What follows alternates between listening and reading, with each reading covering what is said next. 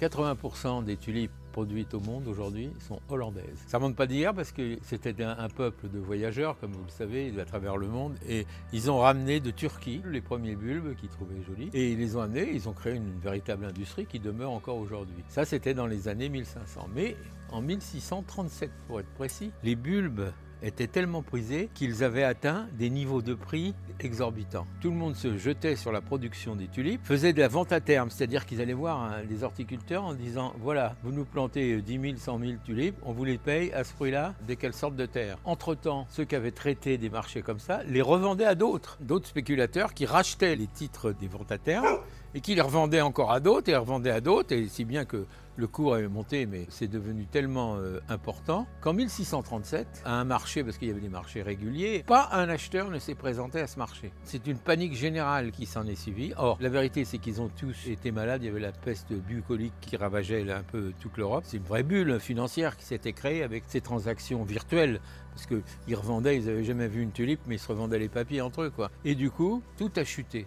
Mais ça avait atteint des niveaux de prix. Le prix était quand même d'un an de travail d'un artisan, quand même. Hein. On pouvait acheter 2 maisons à Amsterdam avec le prix des tulipes. Donc évidemment, ça attire du monde quand on est dans ces valeurs-là. Donc voilà, c'est la petite histoire. Tout s'est écroulé, tout est retombé à zéro. Il y en a qui ont été ruinés, mais archi ruinés. C'est le risque du jeu. Quand on joue, on ne gagne pas à tous les coups. Hein. Et si vous allez aux Pays-Bas, il y a 2 choses à voir. Si c'est au printemps, allez à Keukenhof déjà. Keukenhof, c'est la région de production des tulipes. Vous avez des champs à perte de vue. Et deuxième point, si ce n'est pas la saison des tulipes, parce que c'est une saison bien particulière, c'est au printemps, et que vous passez à Amsterdam, allez au marché. C'est le marché aux fleurs des Pays-Bas. Et c'est impressionnant parce que vous avez des quantités de fleurs innombrables, ça se visite. Hein. Et donc vous avez déjà leur propre production qui est quand même importante. Hein. On l'a dit, 80% des tulipes sont produites aux Pays-Bas. Mais ils importent aussi beaucoup de fleurs coupées de tous les pays du monde. Donc ça aussi, c'est quelque chose qui est à voir parce qu'on ne peut pas voir ça partout, bien entendu. Donc n'oubliez pas, si vous avez la chance d'aller aux Pays-Bas, voyez ces 2 endroits, ils sont vraiment intéressants. On a différents bulbes qu'on doit planter en automne. En tous les cas, on les plante à partir de maintenant, on est en octobre.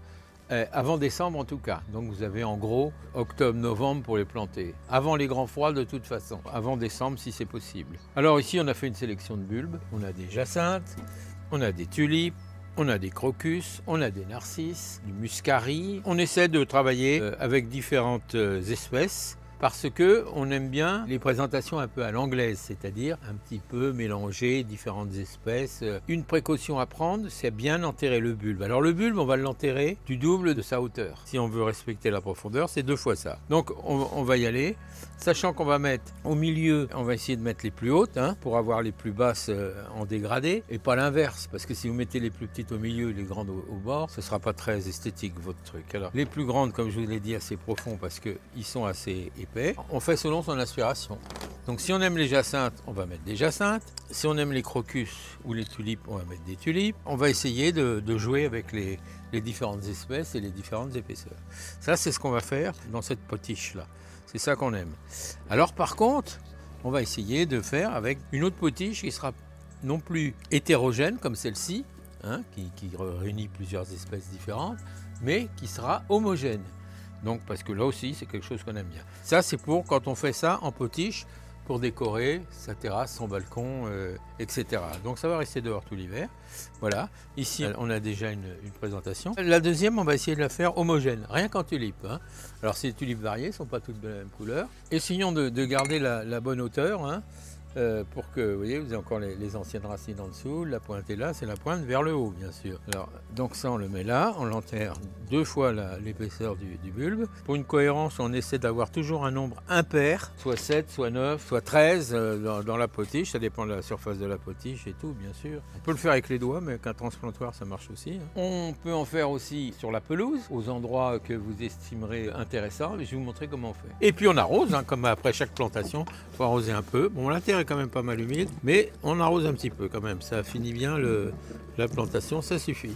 Et je vais faire la même chose sur l'autre potiche, voilà, donc hop, un petit tassement léger, et après, pour finir de tasser, pour que tout mette bien en place, un peu d'eau, pas beaucoup parce que la terre est bien humide, et puis le ciel va s'en charger. On arrive sur la pelouse, sur le gazon là, et si on veut faire des petites taches de couleur comme je vous l'ai dit, Donc on prend une bêche, il nous faut une bêche, ça se découpe assez bien, vous voyez. Alors on fait la forme qu'on veut, hein. Ça peut être rond, ça peut être rectangulaire, ça peut le faire plus grand bien sûr. Hein. Mais l'idée c'est de faire ce qu'on appelle une escalope. Alors c'est pas une escalope de veau, hein, c'est une escalope de pelouse. On retire ça, vous voyez.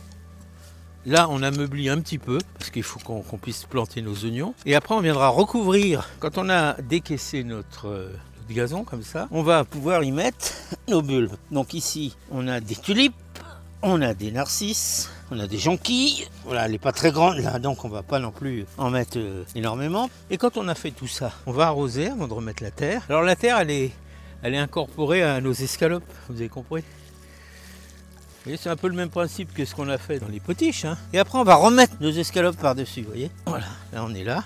Et voilà, le tour est joué, on tasse comme ça. Si on doit tondre, on va tondre. Hein. Après, évidemment, on fera attention quand les bulbes auront poussé. Mais pour l'instant, on est tranquille. On verra rien avant le mois de février-mars. Et puis, on aura de la floraison en avril, quoi, à peu près.